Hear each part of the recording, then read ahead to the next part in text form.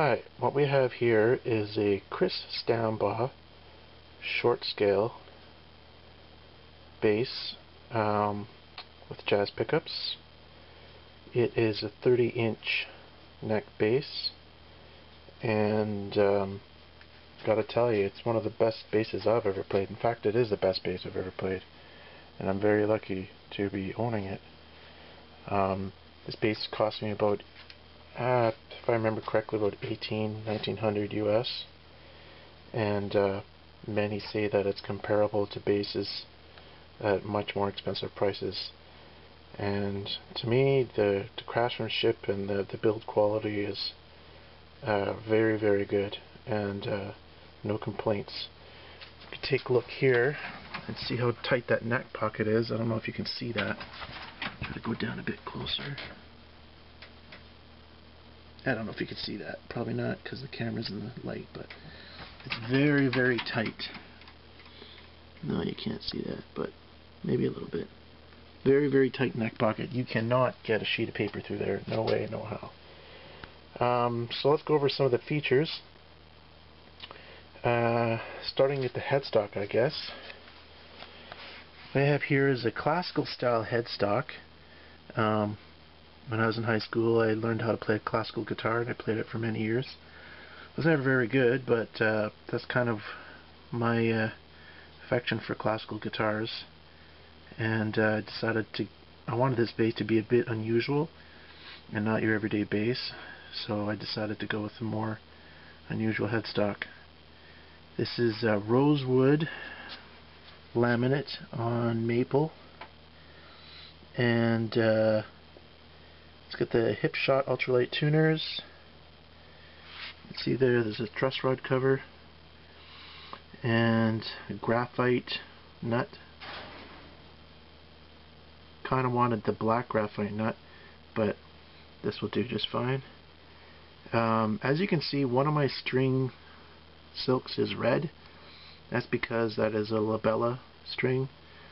I think it's a 760 FL for the E string, and the other ones are chromes. It's kind of weird to mix and match them, but they sound very uniform. These chromes, the other ones that are chromes, they're about 3 or 4 years old, the older chromes, which sound really good, super smooth, and very, very thumpy, especially now that they're really old. But I find the new chromes aren't as good as the old ones. I find that their texture is way rougher and they're way brighter. But I really haven't given them a chance to break in long enough to see if the brightness tames down, but they do get very bright. More about the bass. As you can see, there's no fret markers on the face of the bass, but there is dots on the side. Go into a bit more about that later.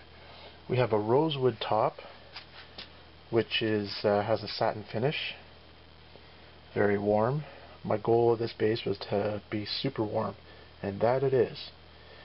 So rosewood top, mahogany back, I should say mahogany body. We have Model J, DiMarzio Model J pickups. I think they're also known as DP123, and hip shot Model A bridge, which is a string through the body, which sounds good to me. I guess if I had any complaints about this bass, my biggest one would be about the lower horn. Just this thing right here. When you're in a seated position without a strap, it does dig into your leg if you're not in a particular position. With a strap attached to the bass and it elevated above your leg a bit, it's not a problem. But if you don't have a strap, that thing can dig into your leg and uncomfortable a little bit if you're there for too long. Other minor thing is I asked Chris to put the integrated, I don't know if you can see it here, integrated thumb rest on, and I don't really like that thumb rest too much now. I find for my particular taste it's just a bit awkward when I play with my thumb there. So I usually put my thumb on the neck pickup. You can see the wear marks a bit. I don't know if you can see that. the wood around the thumb, where the thumb would be. Alright, so it's got a unique style. Rosewood neck, obviously, I don't know if you can tell that. With a maple neck rosewood fingerboard, I should say. Let's take a look at the back. Let's see how I do this without knocking anything over. As you can see, there's a big double stripe on the back. That is Purple Heart wood, and apparently Chris does this on all his bases as a standard option, and I'm told that he does it because it adds stiffness, and it keeps the base from having problems with the neck. I've never ever had to adjust the truss rod on this base. I've had it for about 2.5 years, I guess, maybe 2 years, and great neck, really smooth and really stable. Bolt on, obviously. Here you can see the mahogany stained dark. It's not a orangey mahogany like many others are. There's a string through the body, and control cavity cover. And I guess that's about it for the back. I think what I'm going to do eventually, maybe sooner than later, is put up another video with the sound clip so you can hear what it sounds like. But it's got a very deep, warm sound, very thumpy. I'm not into treble at all. And as if you might have noticed, actually I should mention that, is there are no tone or volume controls on this bass. And I purposely did that. Basically for two reasons. Number one, I thought if I always wanted it, if I decided I wanted it later on, it'd be easy enough to just carefully drill a couple holes through the cavity and put the tone controls back in. But generally I don't like to have controls on the bass, because I don't like to have, like, if you have a pedal board plus your amp plus the bass, with some amps, you know, they can have the gain and then the level and then another level. So you have, like, you could have like 4, 5, 6 volume controls, which kind of work out to be volume controls, and that just drives me nuts. I'd rather have 1 or 2 volume controls and that's it. So one of the ways I eliminate those is by not having one on the bass. Some people think I'm nuts. That's okay. That's the way I like it.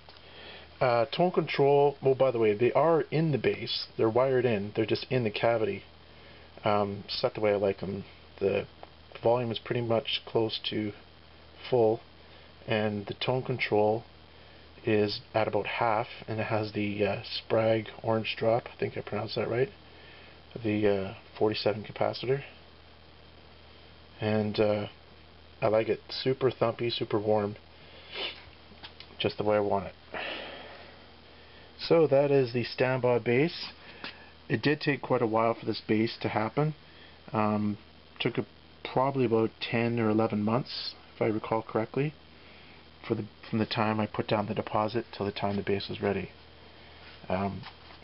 It did, yeah, so I had to wait a while, but you know what? It was worth it, and I would do it again. I'm even somewhat considering ordering another one, but I don't know if I can really justify owning two $2,000 basses, so maybe not. Well, I think that's about it. I don't think I missed anything. Oh, there's one thing, is the side dots. If you could see that, it shows you the level of craftsmanship, not craftsmanship, that he's got there. He's got these blocks, that doesn't focus, that are built right in. They're not pieces of plastic stuck on top or whatever.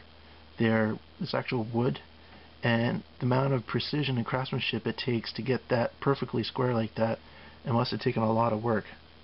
I don't know, maybe he's got a machine that does that or something, but you know, he could have easily just drilled holes and used a circular hole from the drill to put something in there and call it done, but I asked for blocks, and that's what he did.